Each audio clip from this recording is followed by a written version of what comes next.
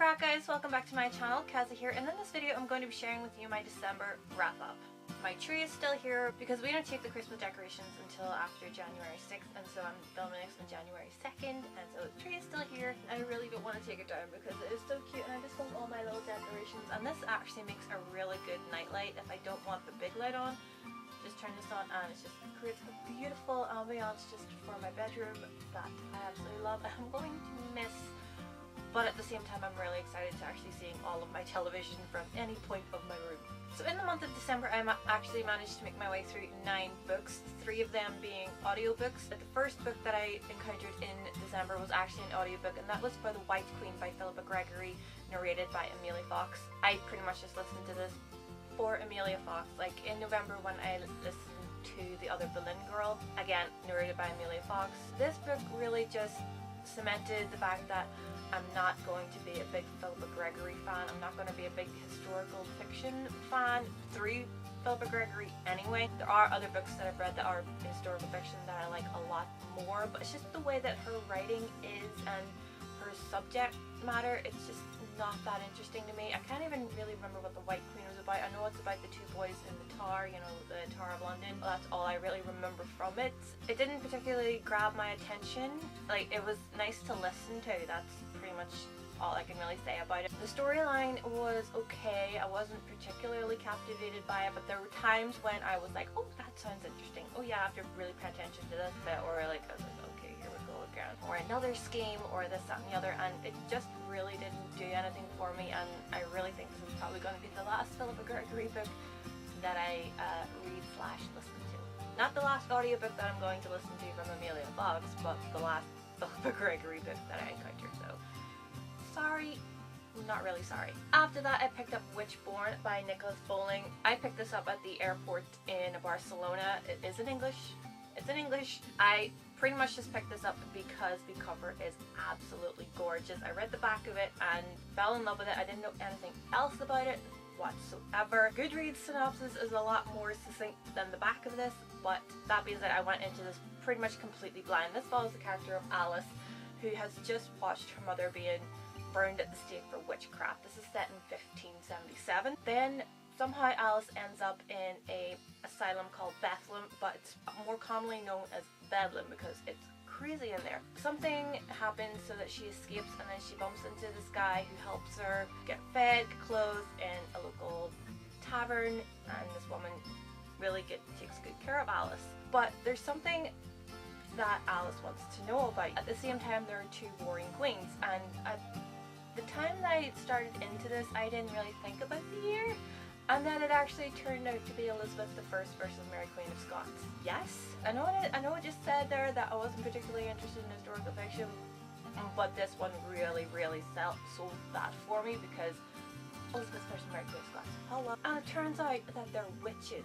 That's the new spin on it. They're witches, and that really just sold it for me. Like, I really loved Elizabeth I in this. I wasn't particularly rooting for Mary Queen of Scots. I thought I would be, but I wasn't. But I just loved this book so much. Nicholas Bowling writes in such a way that you are immersed in the location. It's set in London in 1577. I felt like I was in London in 1577. I loved the setting, loved the characters, loved his writing. It was so vivid and visceral, and at times I felt like I really was part of the whole pageantry aspect that came into it, and I'm so glad that I actually picked this up in Barcelona because it normally wouldn't have crossed my attention to pick this up. Like, yes, the cover is absolutely gorgeous. I don't know whether you can see it. It's just beautiful. It just really is the 3 words that describe this book on the back of it: darkness, magic, and intrigue. It really is that. I thoroughly enjoyed it. The ending allows a sequel, which I really hope that they will go into, because when it comes to this period in time, the characters go to a different country, and I think that would prove to be very interesting, especially with witchcraft involved. After Wishborn, I picked up Brooklyn by Colm Tóibín. I have no idea where my copy is. I have scoured everywhere in this room, and it can only be in this room, and I have no idea where it is. So if you didn't watch the video where I show the books that I picked up because I'm a fangirl on my November haul, you may not know that I picked up Brooklyn by Colm Tóibín because Colm Tóibín is one of Kate Mulgrew's favorite authors, and you know, I'm a fangirl, I'm a bit of a sheep, so I picked it up and decided, you know what, I'm going to read something by Colm Tóibín before the end of the year is out. Brooklyn actually was the book that the movie starring Saoirse Ronan was adapted from, so I thought that was interesting. But this book was a bit of a letdown, I am sorry to say. It follows a girl called Eilish in the 1950s, I think, and her prospects in the small town Ireland are just zero. There's no real marriage prospects, there's no job prospects, and so her sister, knowing this, kind of arranges through a priest that they know in New York to sponsor Eilish to go to New York. Within like the first 50 pages, she goes from Ireland to getting the sponsorship, to going to her brother in Liverpool, and then going on the boat to New York. And there she's set into a house with other Irish girls under an Irish landlady, and she finds a job, she falls in love, and a devastation back at home means that she has to choose between staying at home and staying in New York. The premise of this actually reminded me a lot of The Wildflower Girl by Marita Conlon McKenna, which is the second book in the Under the Hawthorn trilogy, which I want to read again. I loved Wildflower Girl when I was younger, so I want to read those books again. And so when I went into this, I thought it was going to be like that, but it was, but it wasn't. This book was rather disappointing in that I felt nothing for any of the characters. Not really even Eilish. I did like her, but I find her quite annoying. Even when she found love with Antonio, I found him to be like annoying as well. He didn't strike me as romantic, it didn't really strike me as caring. The first time that the two characters slept together, I felt like it was all about him and what he wanted to do, and like she's just grimacing and it's just like, and you want to marry this fella? No, I didn't really like any of the characters. The only character that I kind of really liked was the landlady, and I was like, why am I liking you? You're a bit of a bitch. So because of that, I was actually quite disappointed by this book, and it really makes me nervous for reading Nora Webster and House of Names, also by Colm Tóibín, because if I'm disappointed by his first one, I don't know, I'm hoping that the plots and the execution of the other two books are a lot better. After Brooklyn, I picked up Postcards from the Edge by Carrie Fisher. I wanted to read this because it was coming up to the first anniversary of her passing, and I wanted to read more of her books. I've had this in my room for I don't know how long. I wanted to pick it up. I'm a fangirl for her too. So I went into this not knowing anything. The first chapter had me in stitches. I absolutely love it. Last year I read the Princess Diaries, and just the way that Carrie Fisher writes just had me. It had me in stitches, had me laughing out loud, and usually I don't do that with books, but Postcards from the Edge did the same thing. It wasn't what I expected as well. It follows a character called Suzanne Vale who goes into rehab because she's overdosed and she had her stomach pumped, and so like she needed to go to rehab, and it encounters her and another character who share their experiences through like diary entries and like how they both perceive each other, and then what happens post-rehab. I found it so interesting, and at the same time, like I have never had a drug problem, thank God. I've never had any kind of substance abuse problem, but at the same time I identified quite a lot with Suzanne and Alex, the other character in the book. I don't know how or why, but I just identified with their emotions, their thoughts and their feelings, and just what they're going through. Not so much what they're going through, that's wrong, but like how they feel. I was actually quite surprised by that, and actually really surprised by the insights that this book gave. Wow, I was not expecting that at all. I thoroughly enjoyed this. I read it in a couple of days. Like it's really thin, but at the same time, I read this just the week before Christmas. I was working ridiculous hours. I didn't have a lot of time to read. I absolutely adored this, and I highly recommend it for anybody. And I really want to watch the movie with Meryl Streep. I would love to do that at some point. The second audiobook that I listened to in December was Nos for R2 by Joe Hill, narrated by Kate Mulgrew. Pretty much just listened to it for Kate Mulgrew. I listened to the preview of it and fell in love with it, purely for the voices that Kate Mulgrew does in this book. Just from the preview, I was hooked. It's an ass-numbing 19 hours long. Like, that's the longest audiobook that I have had. It was so worth it. I went into it blind again. I didn't know what it was about. I thought it was just going to be a mystery, thriller, horror. And it's kind of like fantasy at the same time, because this little girl called Victoria, she finds out that she has this ability to create this imaginary bridge that can span any distance, and it can take her to where she wants to go. Also, at the same time, there's this crazy ass murderer on the loose. He takes these children to this imaginary place called Christmas Land, and it was also fitting that I was listening to it in December.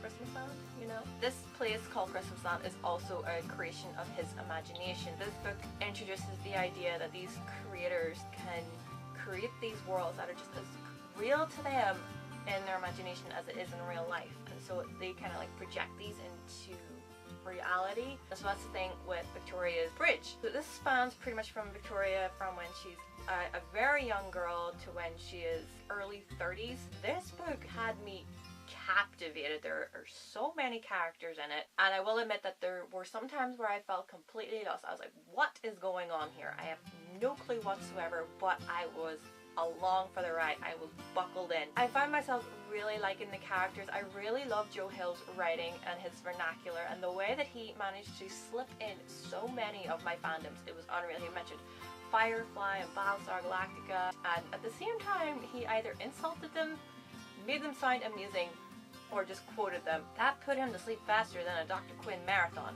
Oh snap, you did not just insult Dr. Quinn, Medicine Woman. No. This book had me laughing out loud as I was listening to it, and at the same time it really made me want to see Kate Mulgrew actually portray these characters in real life.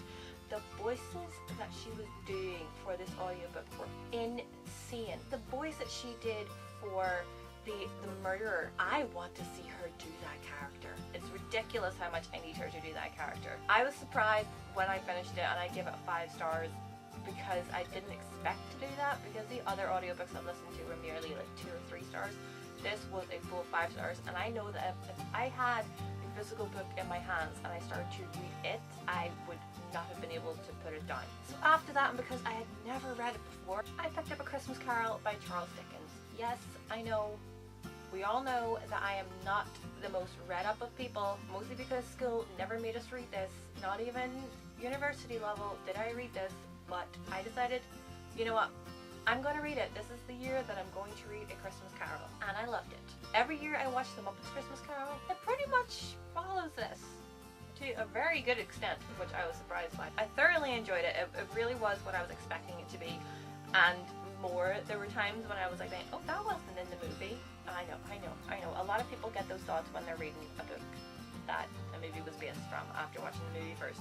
I know, it happens. Whenever I was reading this, I was like trying to suspend that idea that I'm reading The Muppets Christmas Carol. I couldn't, okay? I really, really love this. I love the way it's told, and I love the way the narrator is always like, well, this could have happened, but I'm not sure. They were there, I'm not sure why, but that's where they went. I really find that funny. I'm glad that I actually managed to read this. I might make it a tradition to read it every Christmas Eve, and I just love this edition of it. It is just beautiful. On Christmas Day, I read a book in about 2 hours flat, and that was Wishful Drinking by Carrie Fisher. What can I say about this? This is pretty much just her story from birth to when she was writing this when she was 52. I could not stop laughing with this book. I could not even stop reading it. I laughed from the start to the finish. I loved all the photographs in it. I loved all the anecdotes in it. I finally found out what it meant by being strangled by her bra meant, which everybody was quoting when she passed away last year. As I was saying, because it was coming up to her anniversary, I wanted to read more of her books, and so I picked up Wishful Drinking. I am so thankful that I did, because it was hysterical. It just made me fall so much more in love with this woman. It was just everything that I wanted it to be and more, and gone too soon. After Wishful Drinking, I had no idea really what I wanted to read. I have like so many books that I have yet to read, and so I was going through my shelves like, going, what do I want to read? What do I want to read? What do I want to read as potentially the last book of the year? So I picked up Stalking Jack the Ripper by Kerry Maniscalco. Jack the Ripper, why? You know, December, Jack the Ripper. So this follows a character called Audrey Rose Wadsworth. Try saying that so much faster. She is interested in forensic science. She is interested in medical science and finding out, you know, the key to a person's death. When the Whitechapel murders started happening, she and her uncle started to investigate. It goes from there, and like she starts investigating and analyzing the bodies and like her supposition and what she thinks happened, also with one of her uncle's other proteges. All whilst her family is just like, no, that is not fitting for a Victorian woman. No, they would prefer Audrey Rose to go to dinner parties, throw dinner parties, sew, mend, be seen to be beautiful and pretty and all that jazz, but she's just like, no, I don't want to do that purely because I'm a woman. I had heard so much about this from Haley and Bookland, and also Heather from Bookables. I know Heather from Bookables wanted to see more of Jack the Ripper, but I knew that he wasn't going to be in this as much because I knew from Stalking Jack the Ripper it was just going to be more of a forensic analysis and just a whodunit kind of thing. I wasn't the most blown away by the romance. I didn't really like it that much. I didn't find Thomas to be any bit swoon-worthy. I wasn't particularly blown away by him. I will say that I read this purely because I thought it would have a lot of Sanctuary vibes, and it does. If you don't know, Sanctuary is one of my favorite television shows. I mention it in pretty much every single damn video that I make. Audrey Rose is very much a Helen Magnus character. Thomas is a bit of a Nikola Tesla kind of character in this. Uncle plays Gregory Magnus for me, who is Helen Magnus's father, whereas the father in this book is, you know, very much like, you're not doing this kind of father. He doesn't want her to do anything. He doesn't want her to any way leave the house, pretty much. It very much did have Sanctuary vibes for me, which I was very pleased about. With the science and the evidence with Jack the Ripper, I was actually pleasantly surprised by how much evidence was here. If you don't know, I have been watching Jack the Ripper documentaries and collecting books on Jack the Ripper for years. I know quite a lot of evidence about it, and I did a couple of pieces for my creative writing modules in university about Jack the Ripper. I was quite surprised by how much evidence was in here, but I was also disappointed that it didn't tell me something I didn't already know. But then at the same time, there's not a lot that we don't already know, because there are so many books about it and there's so many documentaries about it. I actually give it 3 stars purely because the romance did nothing for me. It was going to be a solid 4 stars for me, but because the romance kind of was just like, the end just kind of wrapped up rather too quickly for my personal taste, and so that's why it was 3 stars. And the last book that I picked up, or rather listened to, in December 2017 was The Princess Diaries by Carrie Fisher. I was reading this book last year when my mother came in and told me that she had passed away, and so this year I wanted to read it again. Funnily enough, it was the last book that I read in 2016, and so I wanted it to be the last book that I read in 2017. When I first read this book, I was laughing. It had me laughing so much, and I just love the way that she wrote everything. If I was that articulate when I was 19 writing in diaries, I swear to God, my whole career prospects might have changed direction. I got the audiobook. It had me laughing even more. What I loved about this one is because the way Carrie Fisher narrated it, it felt like, you know, she was telling you a story. She was sat there with you, telling you this story. She wasn't reading from the book. She was just sat there telling you a story, and it was just almost like the book was written from that. I loved hearing her voice, and even the voices she was putting on during this book were hysterical. I was like, damn, I would have loved to have seen her do that kind of character. She was so good, and like her Irish accent, I nearly died. It was so funny, but also so good at the same time, and then her Cockney accent was just hysterical, and any of the other accents that she puts on in this book were just then when it came to Billy Lord, her daughter, reading the diary entries, at first I was like, whoa, slow down. Slow down. She was just reading it so quickly. And I was like, I'm not liking this. But at the same time, I grew to appreciate it. I really loved Billy's reading of the diary entries, because at the same time, at 19, when Carrie Fisher was originally writing this, it was just a stream of consciousness, and so it just flowed, and so she was just like trying to get all of these emotions out, and so that's why I think then Billy was directed to read it as quickly as she was. I actually found myself getting lost in Billy's voice through Carrie's words. I really loved it, and so naturally once I finished it, it was 5 stars, and I'm so glad that this was the last book that I read in 2017. even though my Goodreads says that it wasn't, it's the penultimate one, it was this. I'm so glad that this is the last book that I read in 2017, and I'm so glad I picked it up again because it is just so hysterical and whimsical. And so look out for it in December 2018, because I'm going to make this a tradition to make this be the last book that I read in a year. Not sorry. So there you have it, guys. Those are all of the books that I read in December 2017. I am amazed that I got through as many books as I did because I was working ridiculous hours. Be sure to subscribe so that you are alerted when my next videos are coming up, because after this I'm doing my 2017 in reading, where I go through all 71 books that I read or listened to or encountered in 2017. After that, I'm going to be sharing with you my most disappointing and books that I liked the least in 2017. Then I'm going to do the books that surprised me the most. And then lastly, for this little kind of wrap up of all of the books that I've read in 2017, I'm going to be doing my favorites. Then after that, I forgot one.